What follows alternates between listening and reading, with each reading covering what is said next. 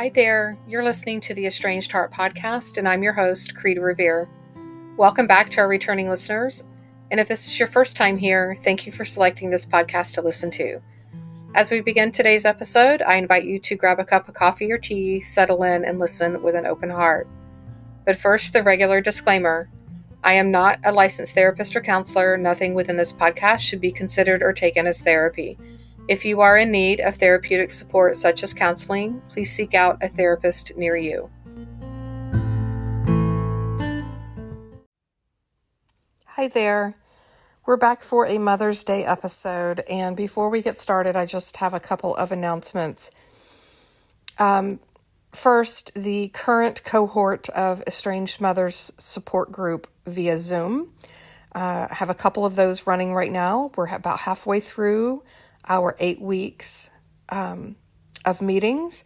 And so if you are an estranged mom and are looking for a Zoom type support group, please feel free to reach out. I will be starting a new cohort or cohorts of groups beginning the end of June, mid to late June. So if you're interested in getting on the list for that, please send me an email, theestrangedheart@gmail.com. If you are an estranged adult child and are looking for support, same thing. I will be starting new support groups for the adult children, and those will start mid to late June as well. If you are interested, please send me an email. And if you are a therapist who is estranged from a family member and would like separate support for that, please feel free to email me. I have professional experience working with therapists in the world of psychotherapy. Some of my favorite people on the planet are therapists, and I'm an advocate for therapy, and I recognize some of the differences and different needs that you may have regarding your estrangement. So if you're looking for support, either individually or a group, feel free to email me, and I'm happy to see how I can help support and facilitate, supporting you in either with individual coaching or via a group. And again, for everyone, the email is theestrangedheart@gmail.com. So, on that note, here are the quotes for today. Pursue your dreams not because you're immune to heartbreak, but because your whole life, is worth getting your heart broken a few thousand times. And that is by Martha Beck. The second is, don't fix disengaged people. Fix the environment where people became disengaged. And that is by L. David Marquette and his book titled Turn the Ship Around. And the third is, we delight in the beauty of the butterfly, but rarely admit the changes it has gone through to achieve that beauty. And that is by Maya Angelou. On to today's episode. Hi, friends. I know today is a hard day for everyone in the estrangement world when it comes to parents and adult children. It's Mother's Day here in the U.S., Sunday, May 12th, 2024, and today's episode, I'm hoping, will cross and allow both the estranged mothers and estranged adult children to feel recognized and heard. I'm oftentimes talking about estrangement being the same, two sides of the same coin, and I feel like on Mother's Day, this can be represented as well. The estranged mothers are in deep pain and grief and sorrow at not having their child in their life, and the adult children are in deep pain and sorrow by not having their mother in their life. And so I think it's important to keep that in mind as I go about what I'm going to talk about today. And I hope that in the spirit of compassion and grace and healing, that regardless of what side of the fence you're on, that you'll find something of value that can provide meaning to you, even on this really hard and difficult day today. So as I contemplated today and talking about Mother's Day, I waffled back and forth between, do I address just the moms? Do I address the kids? Do I make it a joint effort? And I settled on the joint effort because, as I've just said, everyone is suffering today. The moms are suffering, the kids are suffering. And I'm hoping to provide a little bit of perspective that can take away the hopelessness and provide it, if not with hope, or replace it with, if not with hope, with entertaining a different perspective. So when I lived in Washington, it was often, this is a state that is filled with beauty unlike anything I've ever seen as far as Mother Nature beauty goes. There are mountains, the tall evergreens, the Puget Sound. It's just stunningly gorgeous. And on the days when it's really, really clear, the sun's out, the sky is blue, it's not raining, the sun is shining, you can see all of the beauty that Washington has to offer. And you can bask in that. Most people are out and about and, really taking in the beauty. You hear people chattering about how gorgeous it is and all the good and positive, beautiful things. And conversely, on days when it is raining and dreary and the sun is not out, the skies are gray, and you cannot see the mountains. It's difficult to see the tall evergreens. And you may be in the month of February or March when you begin to wonder if the sun is ever going to shine again.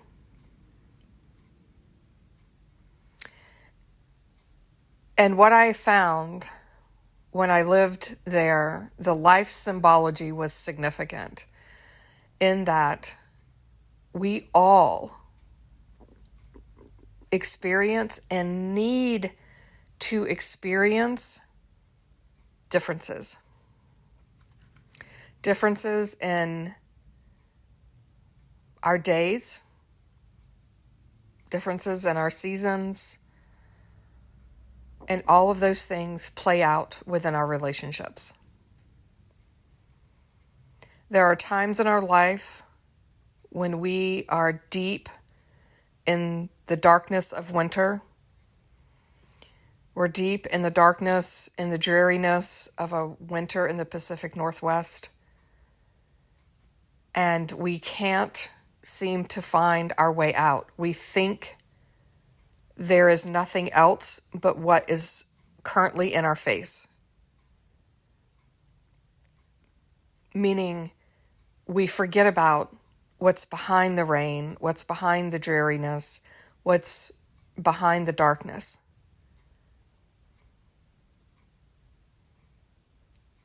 And I'm asking that you try to remember the goodness that does exist.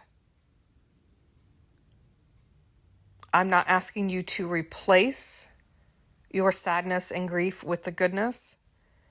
I think both can coexist together. And I think that allowing those things to coexist is how we begin to heal our hearts. Because we are not in denial of any one thing.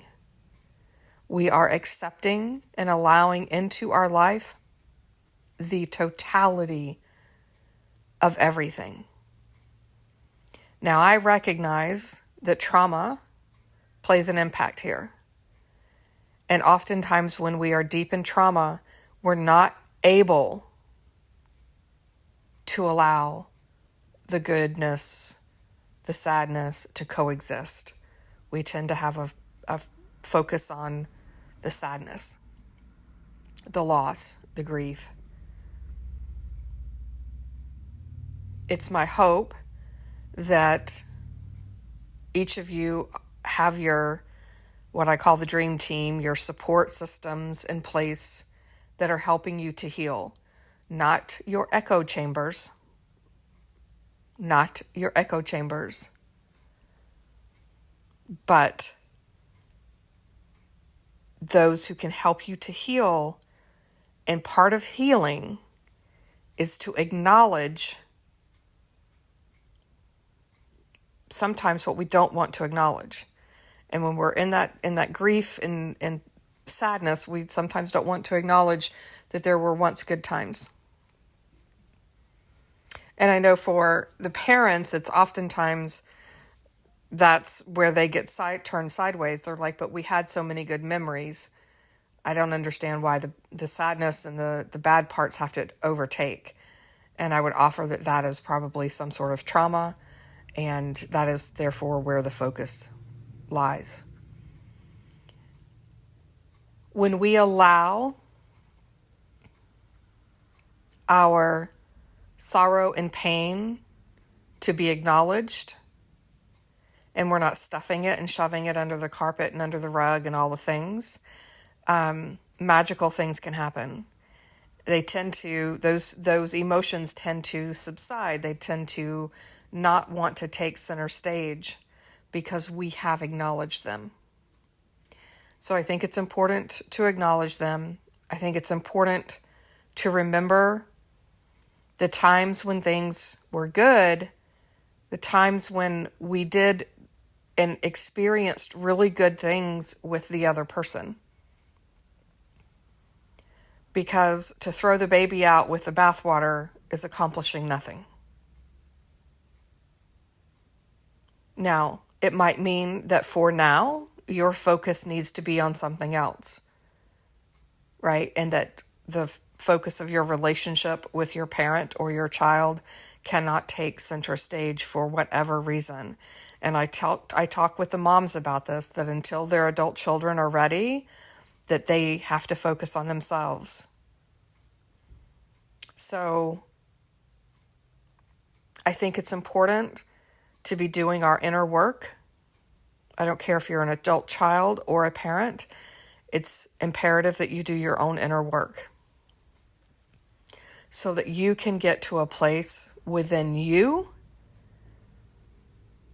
that you can become less reactive, more responsive, less angry, less judgmental, and more compassionate. And that comes with healing. I'm a testament to that. All of my coaching clients and support group members who have reconciled can testify to that. I recognize this day is really hard when what seems like the entire world is out celebrating this other person, this mother,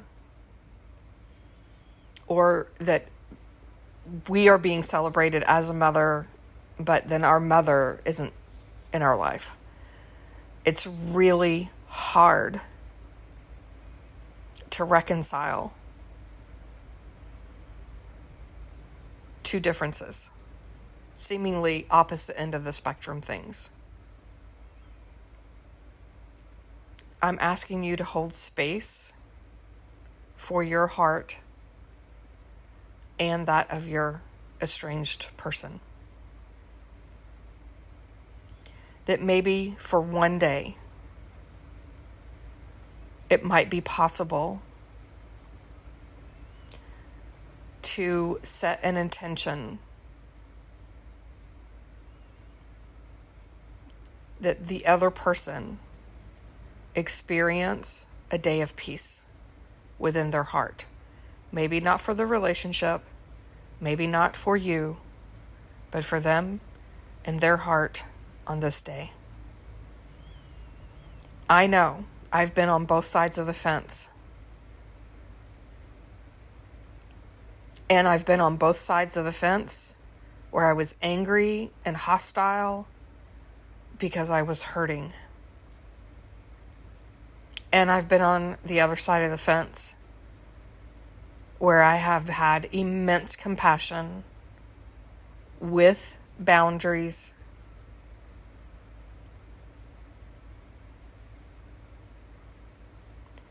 and have allowed the other person to live their life as they wish, with me maintaining my boundaries. And that is what, for me, has brought me to a heart-centered life that has brought about peace unlike anything I've ever experienced in my life. And that is my hope for everyone who listens to this podcast. I have immense compassion for people who have harmed me, for people who have called me names, for people who have done all sorts of very difficult things. And I have held boundaries. I don't have to go back for seconds, but I can wish that person a peaceful heart.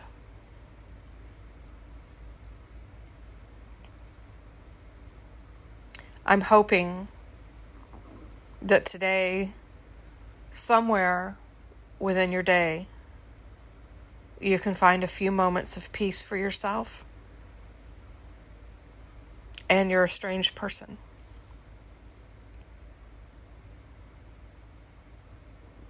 And if you can't find the space to wish peace for that other person, I'm hoping that you can at least set aside the day of judgments and harsh words about that person. Make this a day about you, finding your own inner peace, your own compassion, and your own way forward into a life that can bring about that peace, both internally and externally for you in your world.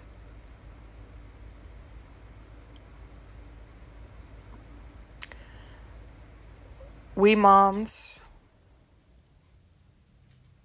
we have it tough. Society tells us that. We're held to a different standard than most dads are. And we're human and we make mistakes. And your human heart doesn't mean that you're undeserving on this day or any other day.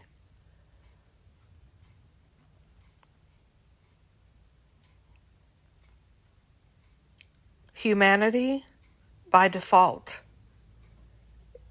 is imperfect,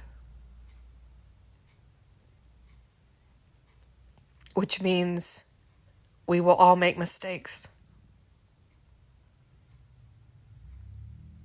And I, for one, pray for the day when those mistakes can be made and held with compassion and grace versus accusations and judgments.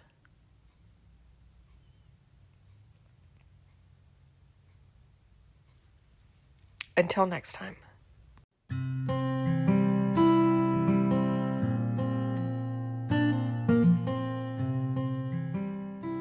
This brings this episode to a close. I hope that this time together was time you feel well spent and that you are able to find some takeaway nuggets to help you on your journey, wherever you may be on your estrangement and reconciliation path.